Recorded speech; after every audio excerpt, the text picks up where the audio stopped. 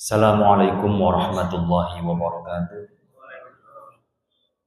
Bismillahirrahmanirrahim. Alhamdulillah Mustafa Muhammad sallallahu alaihi wasallam.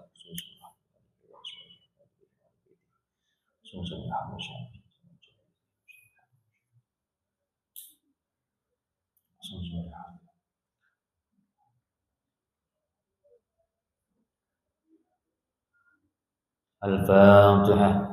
A'udzu billahi minasyaitonir rajim. Bismillahirrahmanirrahim.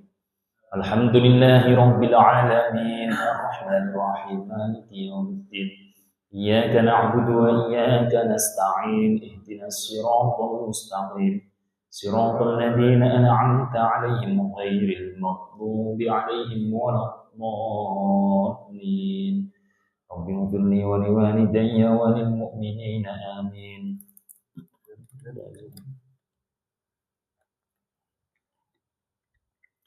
Bismillahirrahmanirrahim. Kita melanjutkan pasal sebelumnya, di mana pada kesempatan malam hari ini kita masuk pada pasal terkait persoalan-persoalan najis. Kurang 2 pasal lagi kita langsung masuk ke babus sholat atau persoalan sholat. Bismillahirrahmanirrahim. Faslun, ada satu fasal.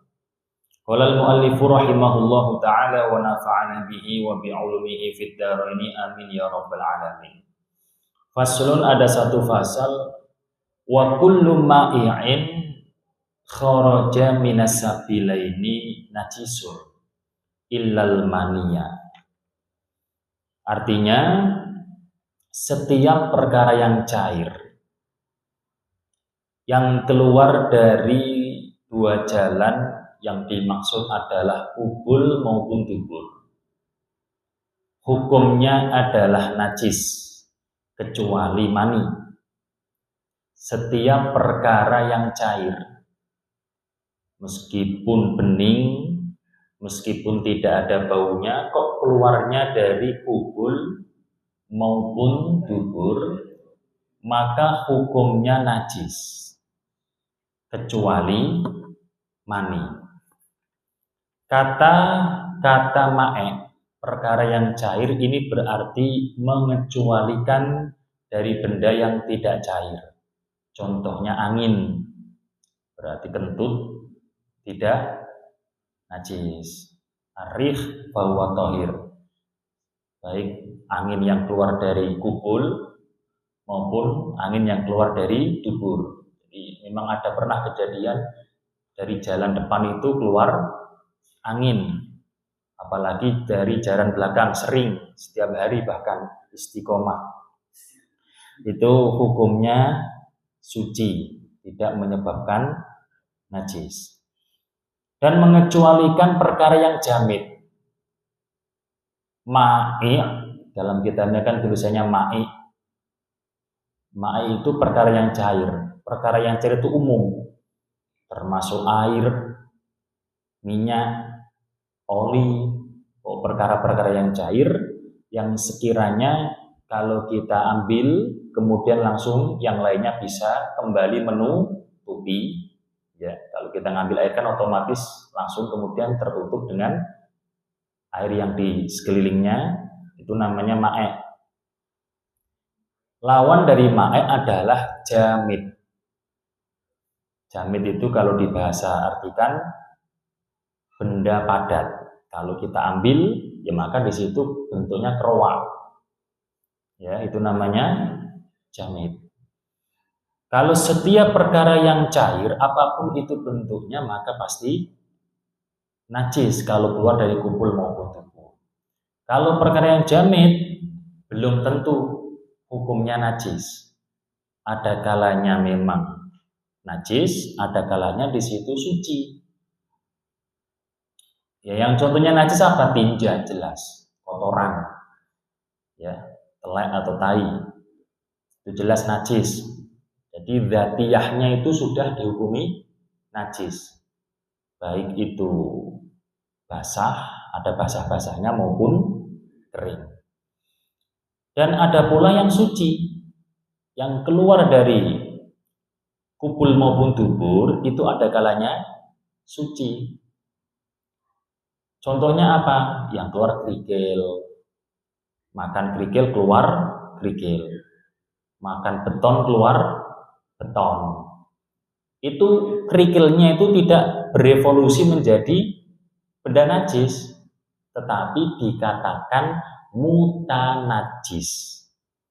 Mutanajis itu perkara yang terkena najis. Secara dzatiyahnya tidak najis. Seperti tangan kita, dzatiyahnya tidak najis. Kemudian kok mencolek najis, maka tangan kita bukan kok dinamakan najis, tetapi mutanajis. Kalau kata-kata mutanajis ini bisa disucikan dengan cara dibasuh. Jadi apapun yang keluar kok bentuknya cair, maka pasti najis. Kok hanya bentuk angin, maka tidak terkena hukum najis. Kok benda padat, dilihat-lihat kalau benda padatnya berupa tinja, kotoran, yang di situ sudah melalui proses pencernaan, sehingga di situ menjadi berubah bentukannya, maka di situ hukumnya najis. Kalau kok dari awal sampai keluar itu kok sama, padat, maka di situ hukumnya mutanajis jikalau berbarengan dengan kotoran-kotoran yang ada di dalam perut. Dari sini kemudian ada hukum terkait telur, ya. Telur. Wa baidul maitati intasalla batahirun wa illa fanajisun. Dok atau telur itu diterangkan bahwa wa yahilu aklu baidi ma la yukalu lahmuhu malam yuklam dororuhu. Jadi semua telur secara hukum dasarnya itu halal. Kaitannya gitu. Meskipun dari hewan yang hukumnya haram. Selama, ada ceritanya, selama malam yuklam dororuhu, selama tidak diyakini ada mandorot, tidak beracun lah, contohnya gitu. Telurnya penyu halal. Telurnya apa lagi? Yang dari hewan yang ular secara hukum dasar halal malam yuklam dororuhu. Jika memang menurut keilmuan medis yang memang ahli, telur ular tersebut tidak membahayakan. Soalnya redaksinya halal akluma bidi malayu galuh lahmuhu, halal memakan telur dari hewan yang dagingnya haram untuk dimakan. Tapi ada catatan, malam yuklam doro, selama masih jadi telur maka halal. Tapi kalau sudah menetas, maka ya ikut hukum hewan tersebut. Itu memang kalau memang telurnya sudah mengeras. Maksudnya mengeras itu sekiranya kalau diingkremi itu benar-benar bisa menetas. Jadi seperti itu hukum telur. Yang keluar itu tadi kan kalau telur kan termasuk benda jamit kan, ya kan? Kalau ayam itu telurnya dari dubur ya, atau telur-telur itu rata-rata dari dubur. Lihat tadi, kalau setiap perkara yang cair itu najis. Kalau perkara yang jamit dilihat. Nah, karena telur ini adalah bukan dari pencernaan makanan dan sebagainya, tapi pembuahan, maka hukumnya tadi telur ini dari makan dari hewan yang haram pun hukumnya halal untuk dimakan. Kalau halal berarti ya hukumnya suci, jelas suci. Tapi dengan catatan tidak membahayakan dan telurnya sudah mengeras. Artinya kiranya kalau memang diingkremi itu memang bisa menetas. Wa kullu ma'in kharaja minasabilaini. Kata-kata minasabilaini. Setiap benda yang cair dari kubul dan dubur langsung dihukumi najis kecuali mani. Berarti kalau selain kubul dan dubur ini hukumnya suci. Upil. Suci kan Pak ya? Jadi wa kharaja bi qawli minasabil al-khariju min baqiyatil manafidi fa huwa tahir ilal qa'i alladzi qad wasala ilal ma'iddah. Mengecualikan dari kata-kata kubul dan dubur adalah perkara-perkara yang keluar dari lubang-lubang keluar masuknya sesuatu yang ada di dalam tubuh. Mata ada blolok. Apa? Belek. Terus kemudian hidung ada umbel, ingus, bahasa Jawanya umbel. Kalau di telinga ada cukil watu, kopok, ya kan? Kalau di mulut ada iler, liur, air liur. Apalagi mana lagi Pak? Yang lubang-lubang itu. Sudah ya? Lah ini yang ada di sini ini mulai dari hidung, mata, terus telinga, kemudian mulut, ini hukumnya suci. Meskipun menjijikkan, tetapi tidak menghalang-halangi keabsahan sholat. Jadi pengertian daripada najis adalah secara kaidahnya, secara rumusnya kullu mustaqdarin yamna'u sihhatas sholati haitsu lam murakhis. Setiap perkara yang menjijikkan dengan catatan perkara yang menjijikkan tersebut bisa menghalang-halangi keabsahan sholat sekiranya tidak ada keringanan. Nah kalau perkara yang menjijikkan tapi tidak secara dalil tidak menghalang-halangi keabsahan sholat, maka itu tidak termasuk najis. Jadi umpama Bapak terkena air liurnya orang lain, teman, ya nggak masalah. Tapi air liur ini ada catatan Pak. Air liur ini hukumnya suci jikalau memang tidak dari dalam. Ya, air liur ini hukumnya suci jika memang keluarnya tidak dari dalam perut maidah. Kalau kok air liurnya keluar dari perut, tidak cuma dari mulut. Kan ada air liur yang keluar hanya dari mulut, ada yang keluar itu dari dalam perut. Kalau keluar dari dalam perut, maka hukumnya najis. Ini hukum air liur, hukumnya iler.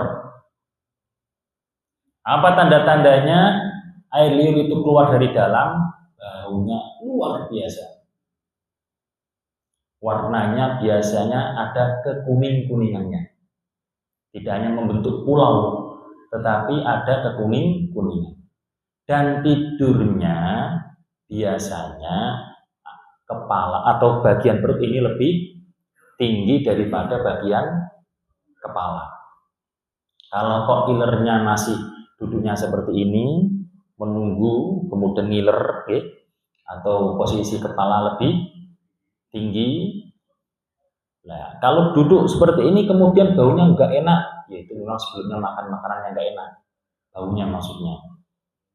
Jadi tanda-tanda tadi tidurnya itu posisi perut lebih tinggi, keluarnya memang luar biasa bau dan ada warna kekuning-kuningan. Maka kalau seperti itu berarti ada barang yang keluar dari dalam perut melalui mulut. Itu hukumnya air liur seperti utah-utahan atau muntahan. Muntahan meskipun keluarnya itu dari mulut, tidak dari sabila ini, tidak dari kubul dan dubur, maka muntah-muntahan tersebut adalah hukumnya najis. Hukumnya najis. Bismillahirrahmanirrahim. Jadi pengertian daripada najis tadi sudah diketahui bahwa setiap perkara yang menjijikkan yang dapat menghalangi keabsahan sholat. Bagaimana cara taunya? Itu sudah merupakan tugasnya para ulama usul fikih menggali sekian dalil Quran, sekian dalil hadis. Jadi tidak semua perkara yang menjijikkan itu najis. Tidak semua perkara yang membahayakan juga najis. Kan gitu. Kita makan batu membahayakan, tapi apakah batu najis? Enggak. Jadi walhasil kita sudah enak mendapatkan porsi dari para ulama, kesimpulan mana yang najis, mana yang tidak najis.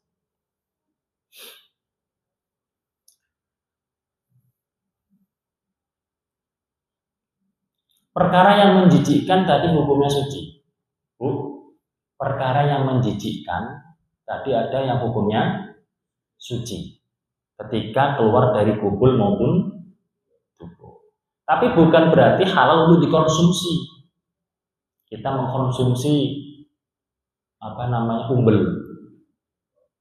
Kita mengkonsumsi apa yang namanya popok umpama. Diterangkan bahwa wa kharaja bi adami istibdari ay urfan al maniyyu wa nahmuhu kama khat wa buzaq fa inna dalika wa in haruma tanawuluhu istibdari la linajasatihi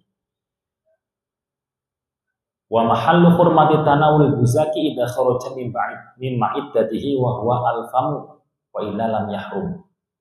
Saya mau menerangkan sedikit terkait dengan permasalahan pengertian najis. Tadi diterangkan yang bisa dihukumi najis adalah perkara yang menjijikkan yang dapat menghalangi keabsahan sholat. Ada perkara yang menjijikkan yang tidak menghalangi keabsahan sholat. Contohnya mani. Kok contohnya mani? Ya betul ya, contohnya mani ya. Mani menghalangi keabsahan sholat enggak? Menghalangi ya? Enggak. Mani sperma. Ada orang celananya, sarungnya ada maninya. Sholatnya sah enggak? Sah. Tidak menghalangi keabsahan sholat. Lah kalau keluar sperma belum mandi lah itu baru. Ini ada orang terkena sperma, enggak najis. Maka tidak menghalangi keabsahan sholat meskipun itu menjijikkan. Ayo kita berpikir bareng. Umbel, ingus najis enggak Bu ingus? Enggak. Kemudian apa tadi? Air liur, najis enggak? Enggak najis. Ini enggak najis, tetapi haram untuk dikonsumsi. Umbelnya kemudian kadang ada anak kecil umbelen, Bu. Anak kecil umbelen apa sih tadi sih kayaknya ingusan. Ada anak kecil ingusan, kadang kan disedot ya. Itu jangan ditelan. Tapi tanggung kata ibunya. Itu jangan ditelan. Soalnya meskipun itu suci, tetapi haram dikonsumsi. Ternyata kan memang ada prakteknya seperti itu.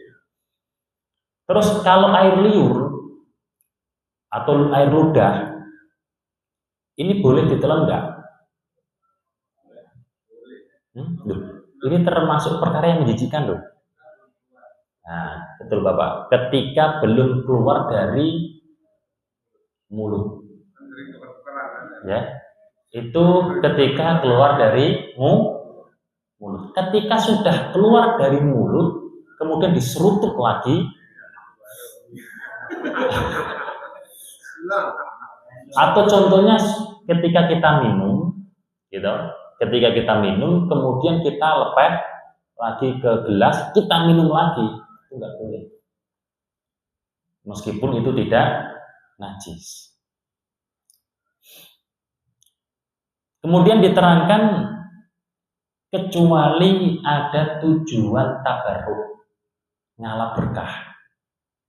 Makanya ada kesunahan tahnik, nyetai. Ada bayi, kemudian pas akikah atau walimat tasmiyah, kemudian minta dicetai oleh orang yang sholih. Orang yang sholih kan kemudian apa? Ngambil kurma, umpama atau makanan apapun lah, kemudian dikunyah, itu kan otomatis tercampur air ludahnya orang tersebut, dimasukkan ke bayi, lah itu kan nggak masalah. Atau ada praktek contoh seorang murid santri diludahi mulutnya oleh kiainya, ya, itu tabarukan. Memang ini benar-benar kiai tenan, tidak sembarang kiai. Ya, kalau sembarang kiai malah tambah berabe nanti. Dan dikecualikan pula ketika antara suami istri. Nanti kan kalau nggak ada keterangan ini kan berarti kan apa? Wah, berarti nggak boleh ini tuker-tukeran air ludah ini. Ya, jadi kalau ini saya terangkan maksudnya biar nggak salah paham gitu maksudnya. Ya, kalau saya tidak terangkan secara gamblang seperti ini, setelah ngaji ini nanti debat di kamar malah bahaya. Jadi kalau memang tidak ada tujuan istildat baina zaujaini, kalau ada tujuan istildat enak-enakan antara suami istri, maka itu diperbolehkan. Ya, bojone dhewe kemudian diperbolehkan. Tapi lah ya.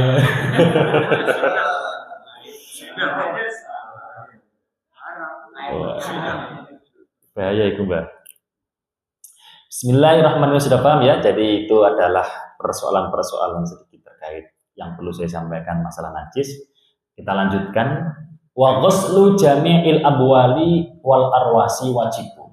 Membasuh semua yang terkena air kencing dan semua yang terkena tinja ataupun tai, hukumnya adalah wajib. Wajibnya segera mungkin atau boleh ditunda-tunda. Nah, maka di sini ditafsir harus segera dibersihkan in aso bitanjisi, ketika adanya bentuk pentanjisan itu tadi, adanya bentuk najisnya tadi itu disebabkan adanya kemaksiatan. Contohnya apa? Kita bisa dihukumi maksiat dalam urusan terkena najis kalau kita gubratan, menyentuh-nyentuh najis, tidak ada hajat, tidak ada tujuan yang diperbolehkan. Lempokan sama najis, dulek-dulekan najis, itu maksiat. Tadumuh bin najasa atau talatuh bin najasa hukumnya haram. Nah, kecuali ada hajat, itu membersihkan apa, ada najisnya ya gak masalah. Atau donor darah hukumnya najis kemudian terkena najis, atau apa namanya, cantuk, bekam, itu nggak masalah. Tapi kalau tidak ada tujuan yang diperbolehkan, tidak ada kemaslahatan yang ada, maka di situ hukumnya haram. Jikalau tidak ada kemaksiatan, maka hukumnya tidak harus segera disucikan, tapi lebih baiknya untuk segera disucikan, kecuali prakteknya ada di masjid, redaksinya di masjid. Karena masjid ini memang lebih ditakdimkan, lebih dihati-hati daripada yang lain. Ketika ada orang masuk masjid, kemudian melihat najis, meskipun dia tidak termasuk orang yang menyebabkan keberadaan itu najis, maka tidak perlu mencari marbot.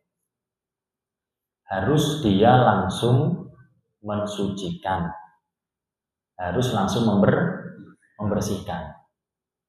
Ya, kalau minta bantuan ya nggak masalah, cuma dia terkena khitab, terkena hukum, harus langsung bertindak untuk mensucikan, tidak boleh membiarkan, karena ini hukumnya terkait dengan hukum-hukum masjid. Jadi seperti itu.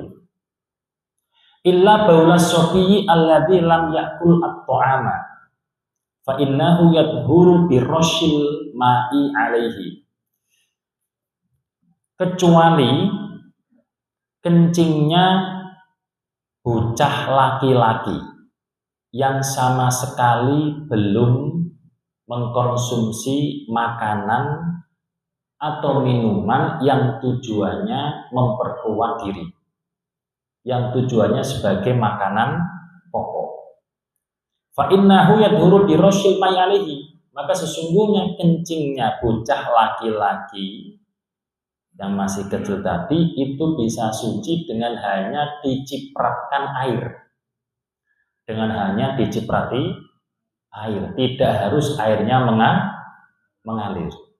Jadi gini, ini maksudnya adalah najis mukhafafah. Diterangkan bahwa kalau ada bayi laki-laki belum sampai umur 2 tahun, belum sampai umur 2 tahun, belum sama sekali makan makanan yang menjadikan kuat atau makanan pokok, nasi, bubur. Berarti apa? Yang dimakan hanyalah nasi. Tapi kok ada praktek teknik, ya kan? Praktek teknik nyetaki tadi, tabarukan tadi. Begitu lahir, kemudian minta orang soleh untuk mengunyahkan kurma lah atau mengunyahkan apa makanan sebagai tabarukan untuk dimasukkan ke mulutnya si bayi. Dan itu enggak ngaruh, ini enggak masalah. Kalau memang ada teknik ini enggak masalah. Kalau memang selama 2 tahun tersebut minumnya minuman ASI. Lah kalau berobat gimana? Enggak masalah. Lalu kemudian diinfus gimana? Enggak masalah, enggak ngaruh karena itu ada hajat, ada kebutuhan untuk pengobatan. Lah kok bayi tersebut masih dalam umur yang kurang 2 tahun, belum sama sekali makan kecuali asinya si ibu dengan pengecualian tadi, maka najisnya termasuk najis mukhafafah. Prakteknya cukup diciprati, tapi bukan berarti prakteknya masih ada kencingnya langsung cuma diciprati. Bukan berarti masih ada genangan air atau masih ada basah-basahan genangan air kemudian langsung diciprati, itu belum suci karena masih ada airnya. Melainkan gimana? Dilap terlebih dahulu sekiranya kering kemudian diciprati, dan itu cukup.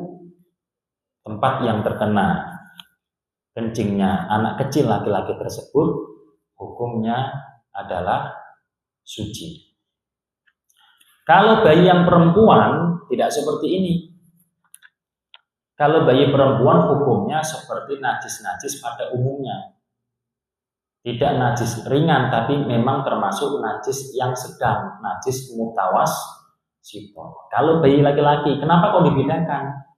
Ya ini kalau keterangan sebagian ulama menerangkan jelas itu dalilnya memang seperti itu.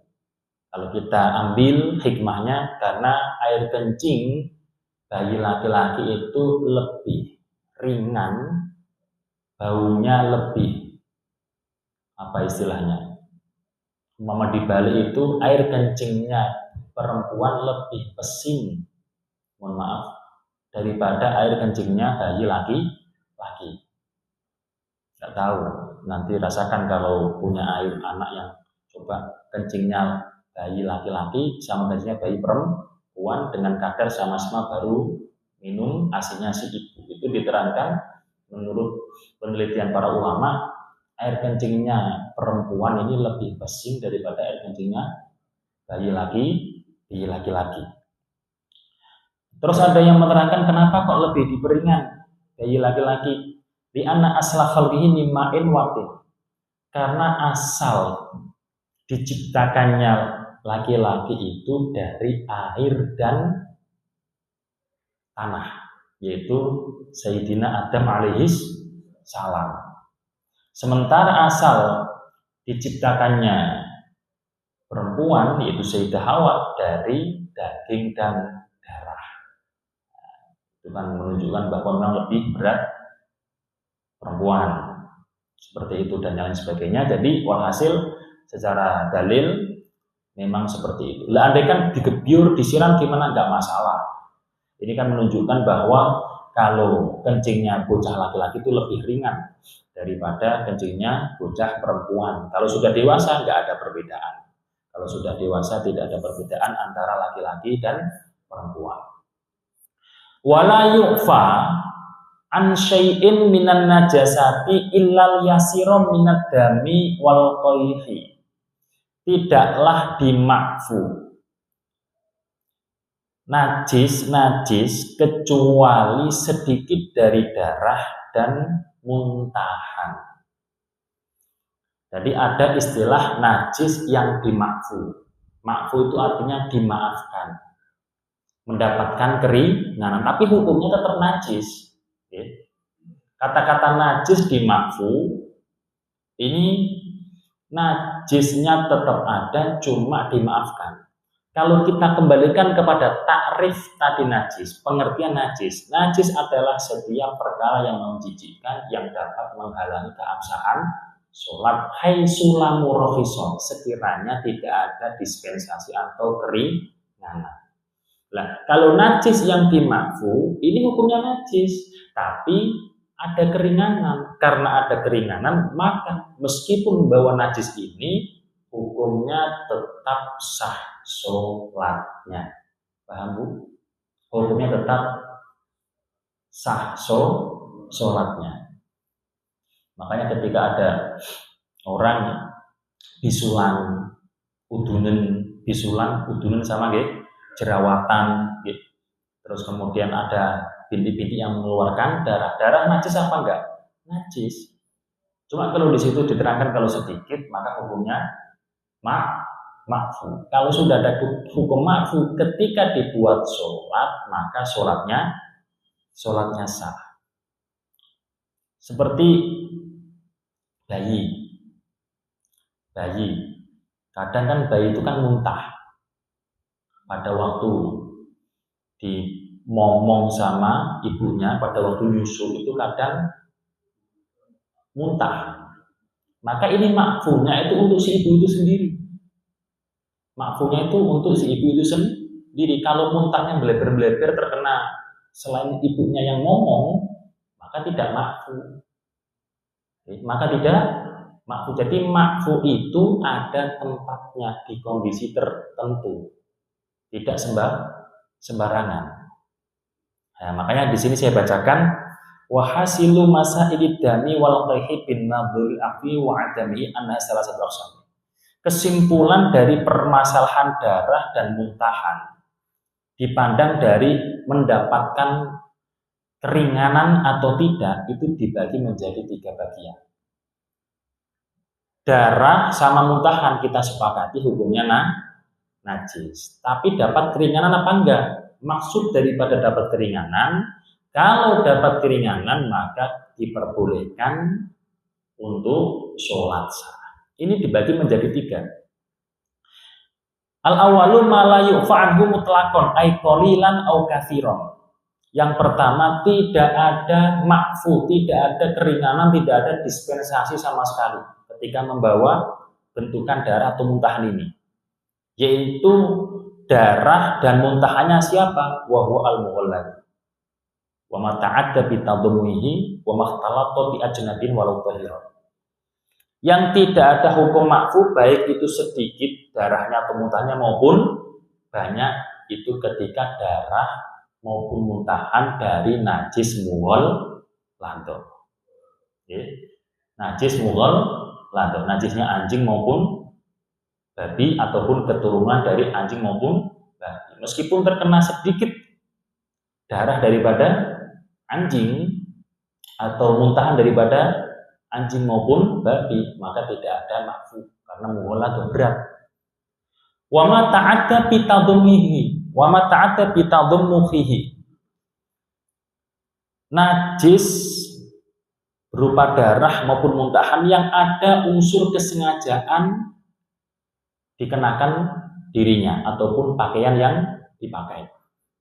Sudah tahu temannya itu ada bisulnya, ada jerawatnya, atau sudah tahu di mukanya atau di badannya itu ada bisul maupun jerawat, malah di apa itu namanya ditekan-tekan terus kemudian dipusat-pusatkan, atau ada kusuk-kusukan ditekan-tekan.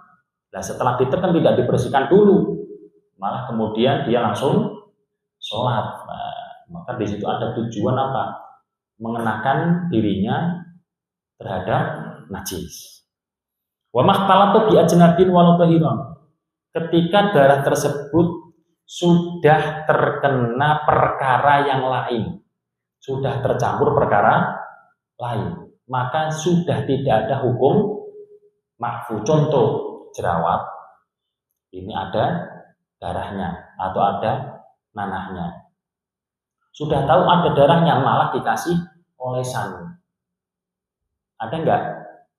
Siapa namanya itu? Pokoknya olesan itulah. Belum dibersihkan dulu langsung dikasih olesan. Ini kan otomatis darah tercampur dengan make up, ya kan? Nah, maka di situ hukumnya tidak ada makfu, baik itu sedikit maupun banyak.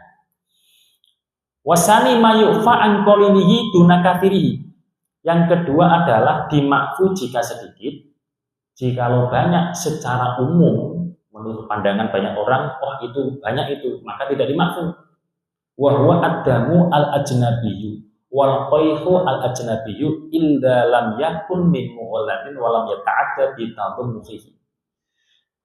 Jika sedikit dimakfu, jika banyak tidak, yaitu apa? Darahnya orang lain. Darahnya orang lain.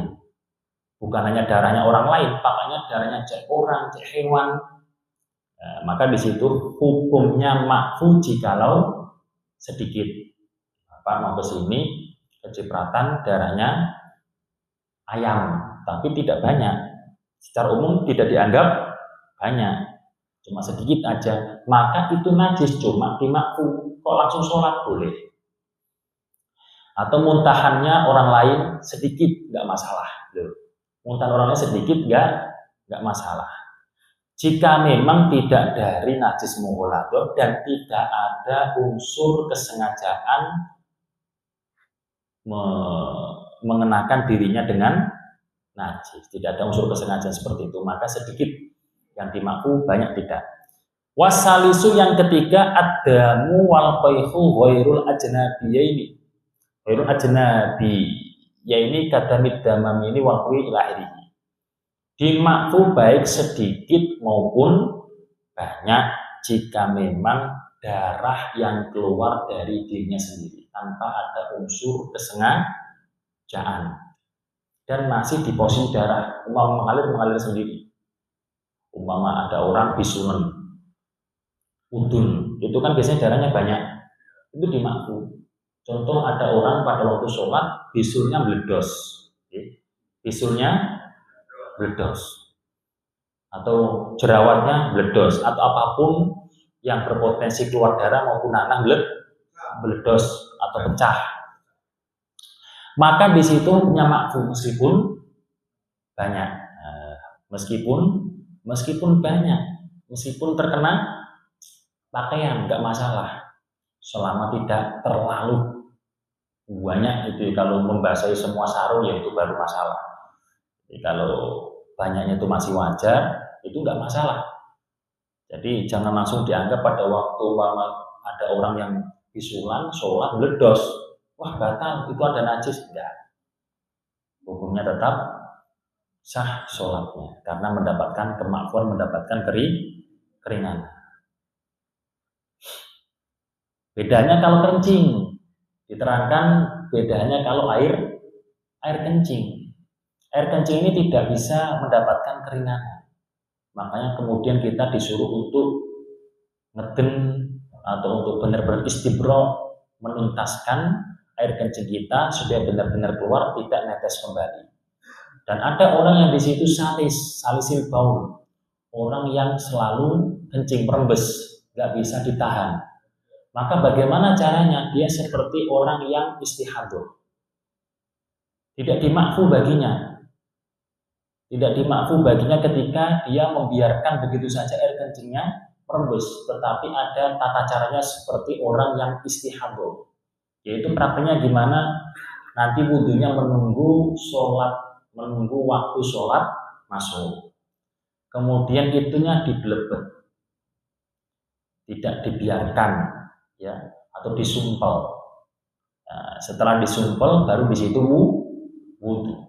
Di situ bawa najis enggak? Bawa najis karena merembes. Cuma kalau sudah dengan cara seperti itu maka dia baru mendapatkan keringanan untuk melaksanakan sholat. Bismillahirrahmanirrahim. Wa ma la nafsalahu sa'ilatun idza waqa'a fil ina'i wa mata fihi fa innahu la yunajjisuhu. Dan dikecualikan pula sesuatu atau hewan yang tidak ada darah yang mengalir dalam dirinya. Seperti apa? Semut, lalat, ya. Idza waqa'a fil ina'i wa mata fihi. Jikalau ada lalat ataupun semut jatuh di suatu wadah, contohnya susu ini atau teh, kopi, dan mati di dalamnya, maka hukumnya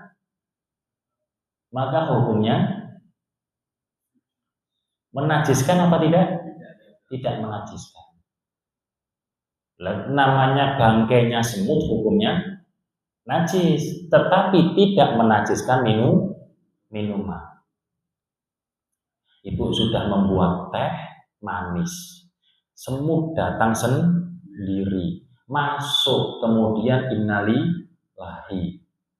Maka bagaimana hukumnya? Tehnya tetap halal untuk diminum. Kecuali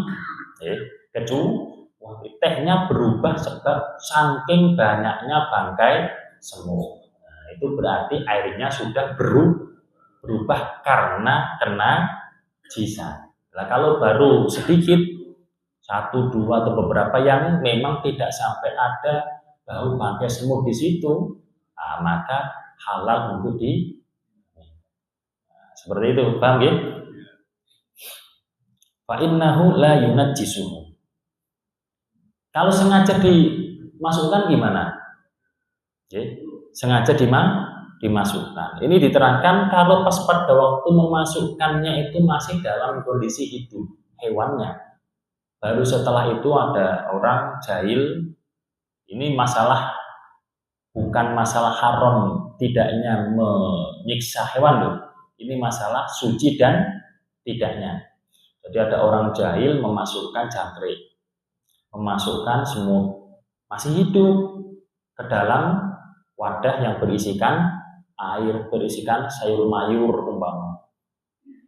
Maka kalau dalam kondisi hidup sengaja dimasukkan, baru dimasukkan mati hewannya, ini tidak menjadikan najis. Lah haram enggak? Ya haram, karena menyiksa hewan. Kalau haramnya tetap haram. Ini masalah najis dan tidaknya. Kecuali memasukkannya sudah dalam kondisi mati, terus kemudian dimasukkan, maka di situ hukumnya najis. Selain haram juga najis. Bismillahirrahmanirrahim. Wal hayawanu kulluhu thahirun illal kalba wal khinzira wa ma tawallada minhuma aw min ahadihima. Semua hayawan itu hukumnya suci. Suci loh. Tapi yang namanya suci belum tentu halal jangan punya anggapan suci pasti halal dimakan, belum tentu. Kucing suci enggak? Kucing suci. Tikus suci enggak? Tikus suci, tapi apakah halal dimakan? Nanti dulu. Perkara suci belum tentu halal ular suci enggak? Suci, tapi belum tentu perkara yang suci itu halal dimakan. Hewan yang suci belum tentu untuk halal dimakan. Semua hewan itu suci ilal kalba, kecuali anjing, wal khinzira dan babi, celeng, wa ma tawallada minhuma, dan hayawan keturunan dari persilangan anjing dan babi, au min ahadima, atau keturunan daripada anjing dengan hayawan yang suci atau babi dengan hayawan yang suci. Maka hukum kok ada sangkut pautan dengan anjing maupun babi, itu hukumnya najis hayawan tersebut. hukumnya najis hayawan tersebut, dan najisnya adalah najis mughalladh. Baik itu keturunan asli anjing, keturunan asli babi, atau persilangan anjing dan babi, atau ada anjing silang sama hayawan yang suci. Anjing kawin sama kambing, keluarnya jadi kambing umpama, maka kambingnya halal enggak? Tidak halal, bahkan najis. Ada, ini bahkan para ulama mencontohkan al-mutawallidu baina kalbin wa adamiyah, keturunan dari persilangan anjing dan manusia. Hukumnya apa? Ya, hukumnya apa? Jadi ada persilangan anjing dan manusia. Naudzubillah min dzalik ini loh. Tapi fikih mengumpamakan mengandalkan mungkin juga terjadi. Kalau persetubuhan antara ini kan sudah ada beritanya kan. Nah, tapi kemudian andaikan ada anaknya, persilangan antara anjing dan manusia. Fihi tafsilun. Pentafsilannya adalah jikalau keturunannya bentuknya anjing, maka najis. Anaknya itu bentuknya anjing, maka najis. Wa in kana ala suratil adami, jikalau bentuknya manusia, walau fi nisfi al-alam, meskipun separuh yang atas manusia, separuh yang bawah anjing, maka hukumnya suci karena ada wujud manusia dan diberikan hukum agama. Wat tamassuku bidhil kitab wa sunnah. Jadi ini adalah menurut sebagian ulama. Ada ulama yang lain pokoknya najis meskipun dengan manusia, meskipun anaknya bentukannya manusia. Jadi satu ulama mengatakan kalau ada masih sisi manusianya hukumnya suci. Menurut ulama yang lain nggak bisa. Oh, itu dengan anjing kok. Maka meskipun keturunannya bentuknya manusia, maka hukumnya najis. Ya, subhanallah, naudzubillah min dzalik. Kalau ada manusia, anaknya anjing. Kita berbicara tentang rumus-rumus sedikit. Kalau ada manusia melahirkan anjing, anjingnya suci apa najis?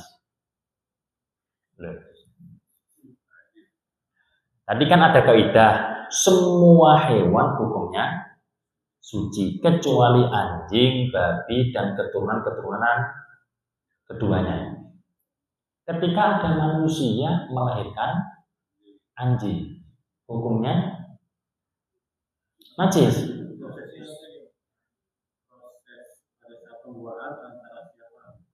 Manusia dengan manusia.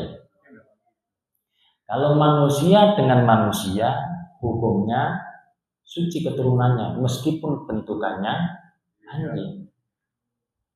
Karena manusia dengan manusia. Makanya bahasanya wal kalbu al mutawalidu, adapun anjing yang terlahirkan baina adaniya ini tohirun ittifaqon, yang terlahirkan dari sesama manusia itu suci menurut kesepakatan para ulama. Wal mutawalid, ketika di situ ada manusia yang terlahirkan dari anjing, maka hukumnya ada anjing kawin sama anjing, lahir manusia bentukannya, maka hukumnya najis. Maka hukumnya wajib sholat enggak? Wajib sholat enggak? Ulama menyatakan dihukumi wajib sholat karena dia bentukannya manusia. Cuma kalau kita menyentuh dia dalam kondisi salah satu ada yang basah, kita terkena hukum najis mughalladh. Ini kok masa terjadi? Ya enggak tahu. Karena namanya fikih itu pengandaian itu sesuai ilmu. Bahkan di situ ada keterangan Ini bukan masalah najis mughalladhah, tapi andaikan ada wedhus, kambing, domba, sesama domba kawin lahir manusia. Gimana kita menyikapinya? Nah, ini kok ada kambing melahirkan manusia. Nah ini kawinnya sama kambing, kita yakini kan sama kambing. Tidak ada yang memperkosanya dari kalangan manusia. Maka di situ hukumnya Pak, ini bukan ini bahasa apa sih kok kemana-mana. Ini saya mau menyampaikan fikih itu pemikiran para ulama itu sangat jangkauannya luas gitu loh. Dan mungkin saja bisa terjadi. Itu bagaimana hukumnya? Hukumnya dia terkena taklif, wajib sholat, boleh jadi imam, boleh khutbah. Ini hukum fikih loh ya, hukum fikih. Maka ada keterangan ada imam sholat Idul Adha. Tidak hanya imam, dia sebelumnya atau setelahnya khutbah. Setelah jadi imam, setelah kemudian khutbah, setelah itu dia disembelih. Ini bicara fikih. Kenapa kondisi itu dia kok diperbolehkan? Karena dia bentukannya manusia. Boleh khutbah karena bentukannya manusia. Setelah dia khutbah dia disembelih. Karena apa? Dia anakan kambing. Loh kok masa sadis banget? Loh, ini kita berbicara kaidah. Kita berbicara kaidah para ulama. Meskipun belum pernah terjadi. Bismillahirrahmanirrahim. Wal maitatu kulluha najisatun illa samaka wal jarada wal adaminya. Semua bangkai itu hukumnya najis kecuali ikan, belalang dan manusia. Di bangkainya ikan, bangkainya belalang, bangkainya manusia itu hukumnya suci. Yang dikatakan bangkai itu apa? Yang dikatakan batang itu apa? Yang dikatakan bangkai itu adalah hayawan yang tidak disembelih sesuai dengan syariat. Atau memang secara hukum awalnya dia tidak halal untuk dimakan. Maka hukumnya adalah najis bangkai tersebut. Wa yughassalu al-ina wa yughassalu al-ina min wuruhil kalbi wal khinziri sab'a marratin ihdahuna biturabi. Wadah yang terkena air liur atau bagian tubuh basah daripada anjing dan babi. Artinya kalau air liur kan jelas basah. Kalau kita terkena bagian tubuh manapun dari anjing, pada waktu kita bersentuhan ada bagian yang basah dari kita maupun dari anjing. Jadi perkara yang terkena najis itu bisa dihukumi mutanajis, terkena najis kalau ada sisi yang basah. Kalau sama-sama kering, maka di situ tidak bisa menajiskan. Maka cara pensuciannya adalah dibasuh 7 kali, tentunya setelah menghilangkan benda najis tersebut, kemudian disucikan 7 kali, salah satunya dicampur dengan tanah, dengan debu.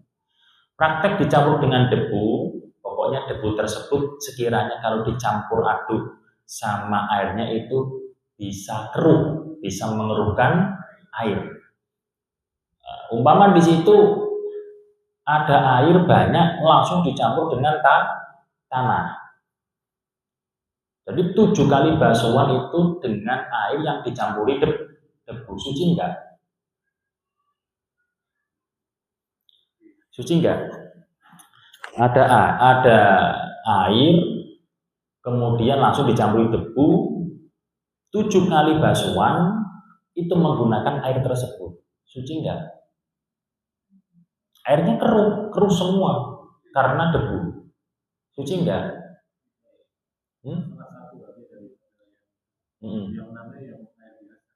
Enggak boleh berarti, Pak Hari. Enggak apa-apa, pendapat aja. Iya. Jadi gini, salah satu dicampuri debu itu adalah suatu syarat minimal. suatu syarat minimal. Kita kembalikan lagi, ini kan tujuannya mensucikan. Apakah kemudian air yang terkena tanah atau yang dicampur dengan tanah, air tersebut bisa mensucikan enggak? Bisa mensucikan, karena sifatnya tanah itu tidak bisa merubah air. Sekali lagi, tanah itu sifatnya tidak merubah air, atau debu itu sifatnya tidak bisa merubah air. Meskipun di situ keruh, dengan bukti apa? Pengganti daripada air adalah debu.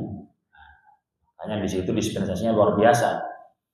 Oleh karena itu, jikalau 7 kali basuhan kok sama dengan menggunakan air yang dicampur dengan debu, 7 kali basuhan, maka bisa mensucikan, tidak harus 1 kali. Oleh karena itu, umpama ada kali, ada sungai yang pada waktu itu hujan deras atau aliran deras, kemudian kali tersebut keruh disebabkan tanah yang ada di situ kok ada yang terkena najis mughalladhah, maka diperbolehkan dia diam saja, ngalir 1, 2, 3, 4, 5, 6, 7, dan angka 7 itu angka minimal. Umpama lebih dari 7 nggak masalah. Nah, umpama 1 yang dicampur debu tadi ditaruh di mana? Di awal boleh, di tengah boleh, di akhir boleh. Yang penting setar penghitungan 1 sampai 7 ini setelah ainiyah, setelah benda najis itu dihilangkan, baik menggunakan air dan yang lain. Setelah hilang bawahnya gitu. Ada juga praktiknya tidak dicampur, debunya ditaburkan juga boleh. Debunya ditaburkan baru digebyur atau disiram, itu juga diperbolehkan. Wa yusalu min sa'ir najasati, dan dibasuh najis-najis yang lain marrotan wahidatan ta'ti alaihi wasalasu abdul, dibasuh sekali di mana airnya mendatangi perkara yang terkena najis, tapi 3 kali lebih utama atau lebih baik. Ini selain najis mukhafafah, najisnya kencingnya anak laki-laki kecil, najis mughalladhah namanya adalah najis mutawasithah. Prakteknya adalah ketika airnya sudah dibuang, dari bentukan najisnya dibuang, warnanya rasanya digosok-gosok sudah tidak ada, maka minimal disiram satu kali. Lah umpama kemudian ada baju langsung disiram untuk menghilangkan itu, yaitu belum hitungan 1 kali itu. Itu berarti digunakan untuk menghilangkan ainiyahnya atau bendanya terlebih dahulu. Kalau sudah hilang, lah ini baru pembasuhan 1 kali, 3 kali lebih utama. Bahasanya ta'ti alaihi, airnya mendatangi perkara yang terkena najis. Ini kalau airnya kurang dari 2 kolah. Biasanya ibu-ibu ini kan nyucinya pasti pakai air yang kurang 2 kolah. Punya kolah yang lebar enggak? Jarang ya sekarang Pak ya. Jarang. Atau bahkan pakai apa? Mesin cuci. Pakai mesin cuci. Praktiknya gimana Bu kalau pakai mesin cuci Bu?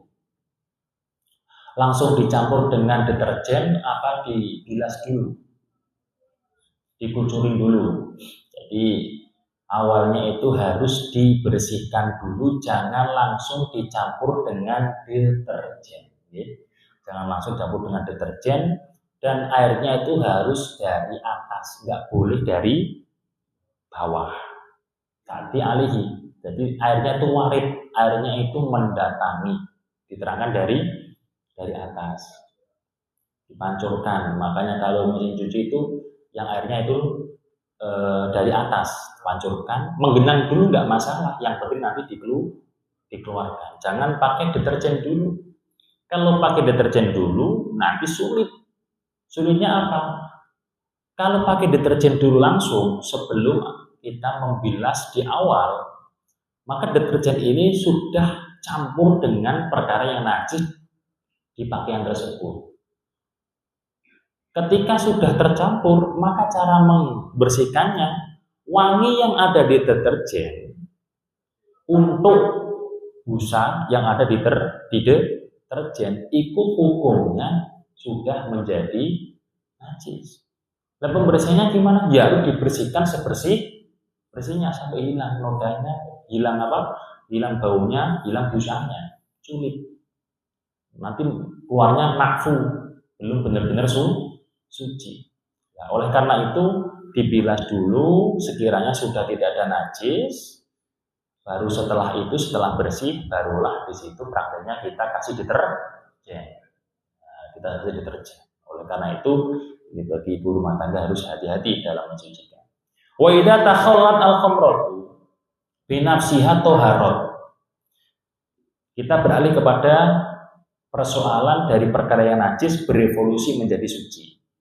Ya, perkara najis berevolusi menjadi suci. Ini ada 3. Yang pertama adalah praktek pensamaan. Nyamak-nyamak kulit bangkai disamak kemudian menjadi suci, gitu. Udah kan? Kemudian ada yang prakteknya singgat atau set. Tahu nggih, set nggih? Ada contoh bangkai kan keluar apa? Set atau keluar apa namanya? Yang putih-putih belatung, nggih. Belatung atau hewan putih-putih kecil-kecil itu loh. Itu kan hidup daripada bangkai tersebut. Bangkai itu, set tersebut atau belatung tersebut tidak dihukumi najis, tapi dihukumi suci. Yang ketiga ini, ketika ada arak, ada khamr berubah menjadi cokak binafsiha dengan sendirinya, toharot maka menjadi suci. Cokak yang benar-benar cokak, prosesnya itu dari khamr, melewati tahapan menjadi khamr. Makanya ada khamr yang muhtaram, khamr yang dimuliakan. Maksudnya apa? Enggak boleh kita lenyapkan. Khamr yang dimuliakan adalah khamr yang di situ awal dari pembuatan khamr perasan anggur menjadi khamr itu tadi memerasnya tadi tujuannya bukan kok di khamrnya, tapi tujuannya mau membuat cuka. Kita kalau lihat seperti itu nggak boleh kemudian khamr ini kita buang, kita lenyapkan, nggak boleh. Karena itu khamr yang muhtaram dimuliakan. Beda halnya kalau tujuan pemerasan memang tujuannya untuk khamr diminum. Nah, itu beda lagi. Tapi syaratnya adalah harus menjadi cokak dengan sendirinya, didiamkan dengan sendirinya. Wa in khulilat bi tarhi syai'in fiha lam tadhu. Jikalau menjadi cokaknya disebabkan dicampurkan, dijatuhkan, diberikan sesuatu yang mempercepat umpama menjadi khamr ataupun cokak, maka tidak suci cokak tersebut. Hukumnya tetap hukum khamr. Ya. Jadi mau dikai serbuk apa, dikai campuran apa sehingga cepat untuk menjadi cokak, maka hukumnya cokak tersebut tidak suci melainkan tetap hukum khamr. Kalau alkohol gimana? Alkohol itu khamr apa enggak alkohol?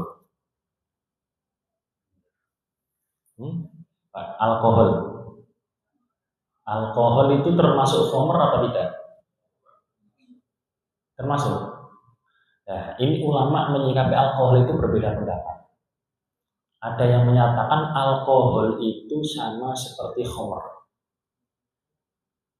Kalau ulama ini menyatakan alkohol sama seperti khamr, maka mengkonsumsi apapun yang ada kandungan alkohol atau memakai wangian yang tercampur alkohol sedikit maupun banyak hukumnya tidak boleh.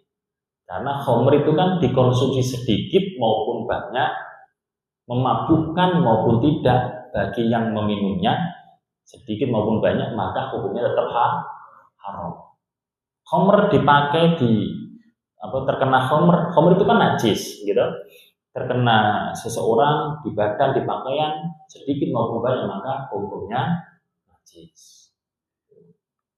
Kalau mengikuti pendapat yang ini, ada yang menyatakan alkohol hukumnya tidak sama seperti khamr. Ya pokoknya yang najis, benda cair yang najis. Nah ini boleh digunakan tapi dengan beberapa syarat. Alkohol ini kalau itu pendapat yang kedua boleh diminum, boleh terkena pakaian, itu dengan beberapa syarat.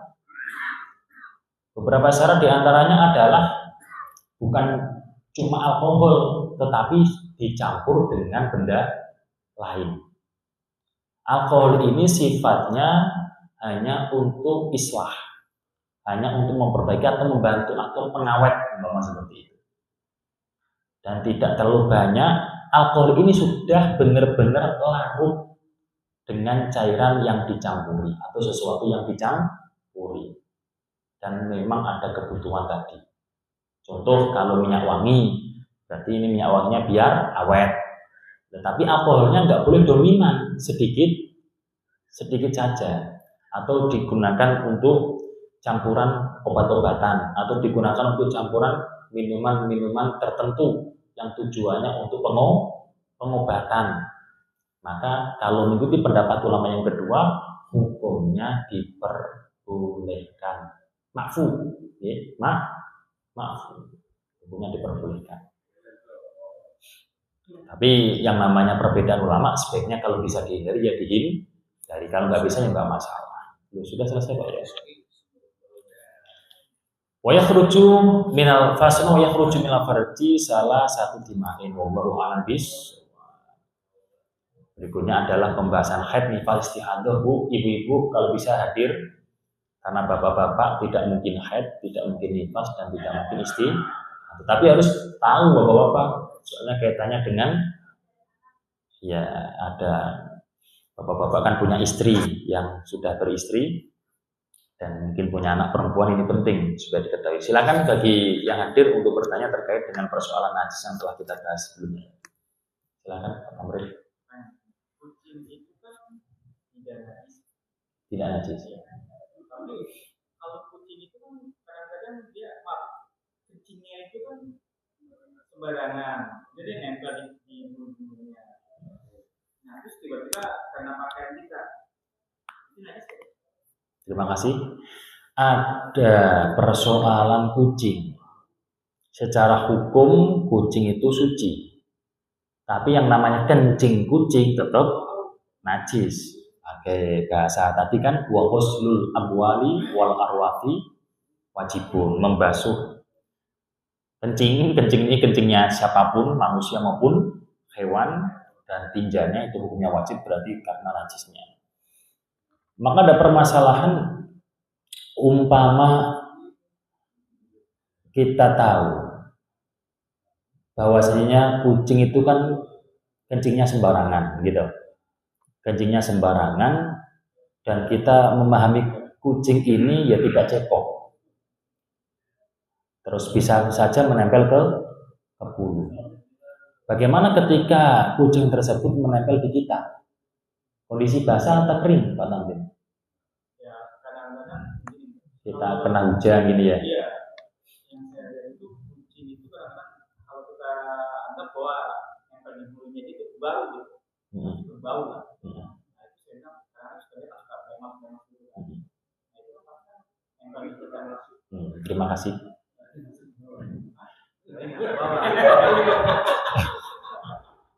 Jadi gini.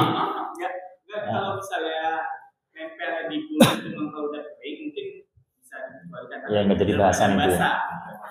Jadi kalau masalah kucingnya kering, tubuh kita atau pakaian kita kering, nggak jadi mau persoalan, kan gitu. Bagaimana kalau kemudian dari salah satu bagian dari di kita maupun kucing ini basah, contoh hujan-hujan seperti ini. Selama kita tidak tahu kucing tersebut itu kencing terkena kulit, terkena bulunya apa tidak, selama kita tidak tahu, maka tidak menajiskan tubuh kita. Selama itu, bahkan ada persoalan gini, ada kucing makan makanan yang ada bangkainya, kan otomatis mulutnya najis kan? Kemudian tiba-tiba kucing itu pergi, tidak ada waktu yang lama, dia kembali lagi menciumi kaki kita atau menciumi daerah tubuh kita. Najis nggak? Nggak najis. Karena mungkin saja dia itu sudah minum dengan air tertentu sehingga mensucikan mulutnya.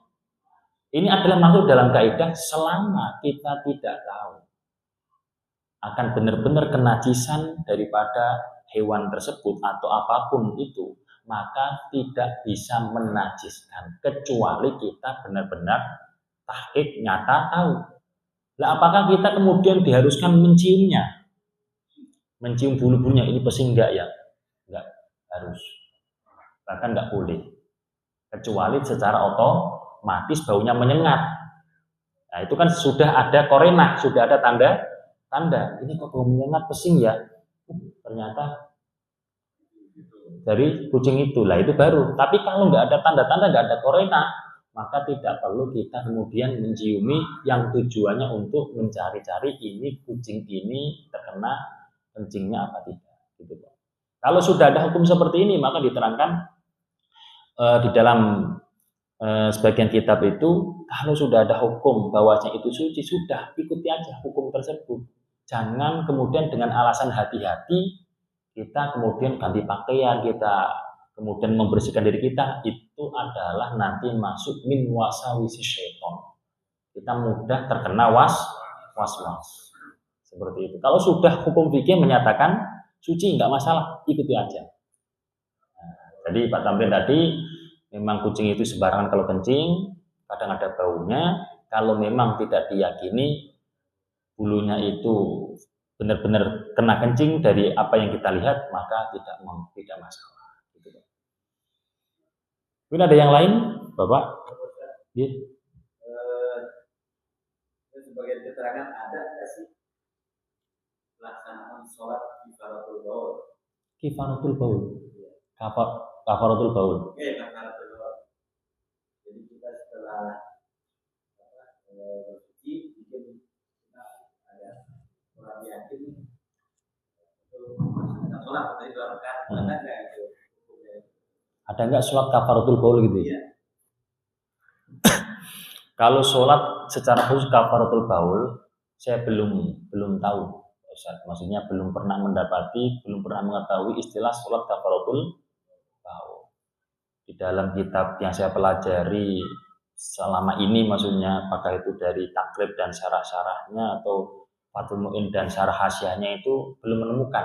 Atau bahkan Minhajut Thalibin dari muara-muara para ulama fikih Syafi'i maupun yang lainnya kayaknya belum menemukan sholat kafaratul baul. Walhasil gini, memang dalam permasalahan kencing itu kan sampai ada ancaman Rasulullah pada satu saat melihat orang disiksa di dalam kubur karena tidak tuntas dalam praktek kencingnya pada waktu masih hidup.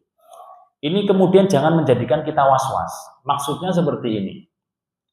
Di dalam hadis itu memang orangnya itu sembarangan pada waktu kencing, belum benar-benar menuntaskan kencingnya. Kebiasaannya seperti itu, makanya dia dapat siksa kubur terkait disebabkan orang yang tidak menuntaskan kencing. Oleh karena itu diterangkan, selama pada waktu kita kencing, kita sudah istibro, kita sudah didengke 3 kali umpama, kemudian dipelirit dari yang laki-laki umpama, maka udah selesai, tidak akan mendapatkan ancaman ini. Dan nanti kalau keluar nggak perlu dipermasalahkan, itu was-was.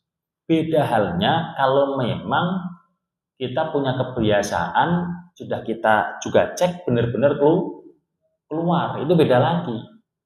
Tapi selama di situ kita tidak punya kebiasaan seperti itu, maka jangan merasa terganggu akan hal itu.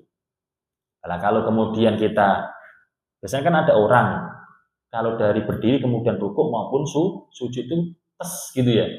Ada yang seperti itu. Apakah diperbolehkan sholat dalam keadaan duduk? Kalau orang yang sudah biasa seperti itu, boleh enggak?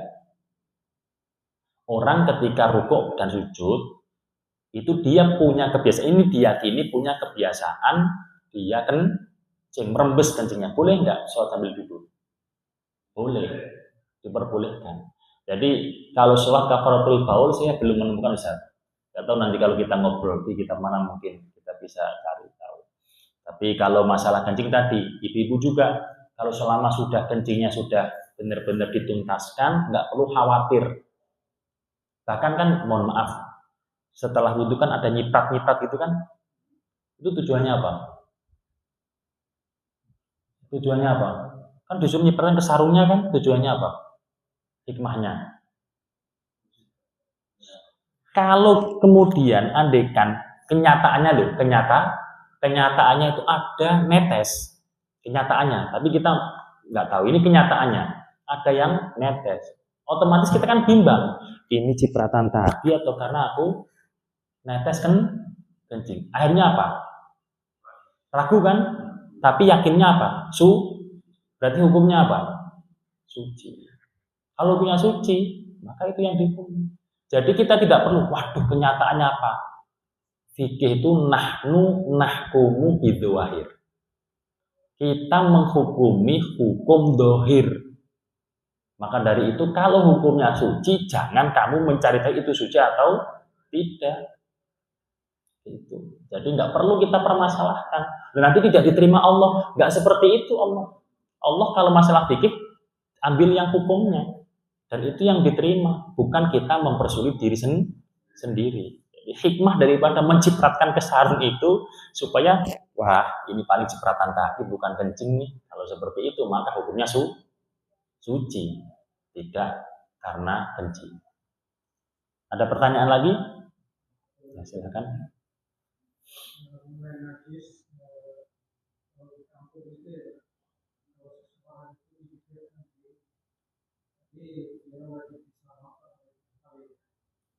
Kalau di kota itu orang yang digigit anjing langsung dibawa ke dokter.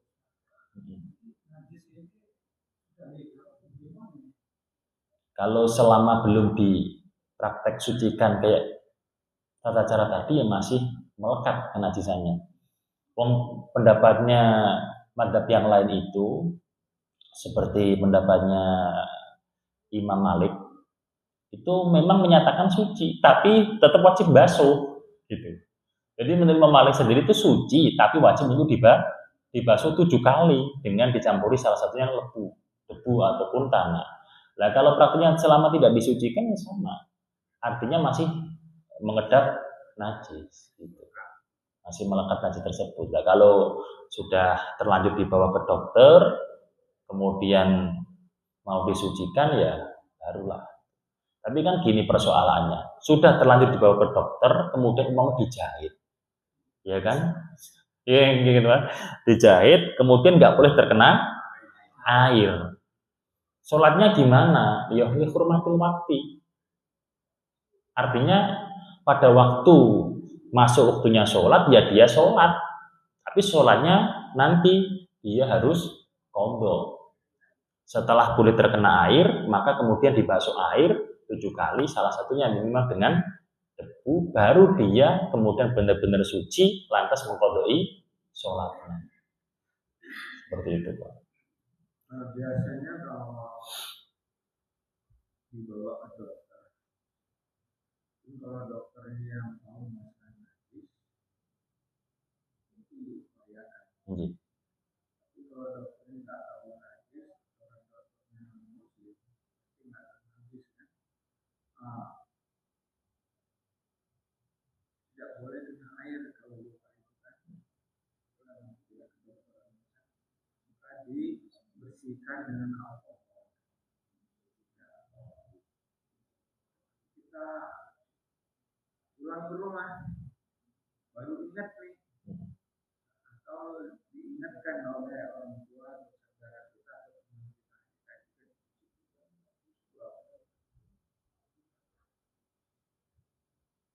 nanti bagaimana cara mensucikannya? Yang sudah kena alkohol sudah diobatin, kita basuh lagi dan dibasuh dengan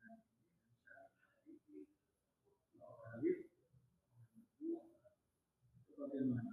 Ya, terima kasih.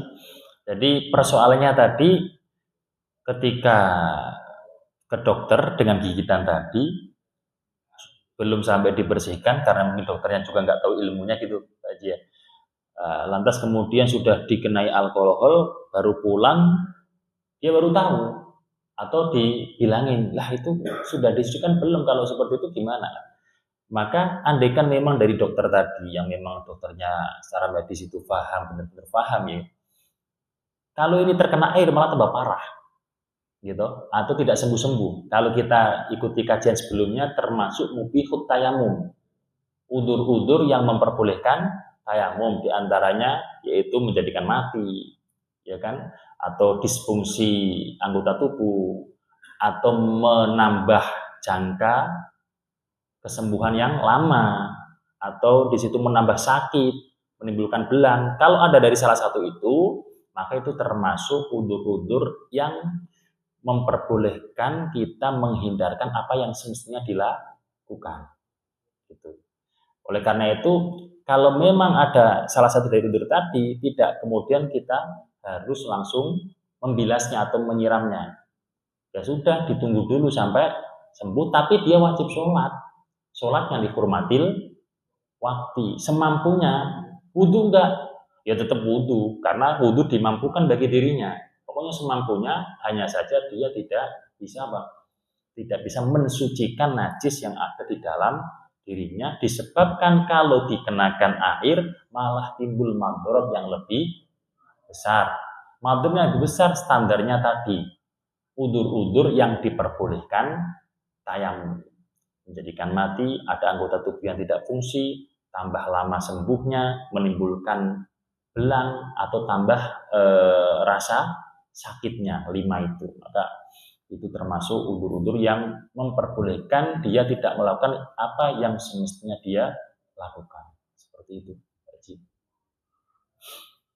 Cukup? Kita cukupkan, marilah kita tutup dengan doa kafaratul majelis. Subhanakallahumma bihamdika asyhadu an la ilaha illa anta astaghfiruka wa atubu ilaik. Sekali lagi ibu-ibu, pekan depan kalau tidak ada udzur kita bahas haid, nifas dan istihadah. Bukan berarti bapak-bapak libur, gitu. Bukan berarti bapak-bapak libur, ini juga penting. Jangan kemudian kita tidak memahami apa yang wajib untuk kita pahami. Demikian, assalamualaikum warahmatullahi wabarakatuh.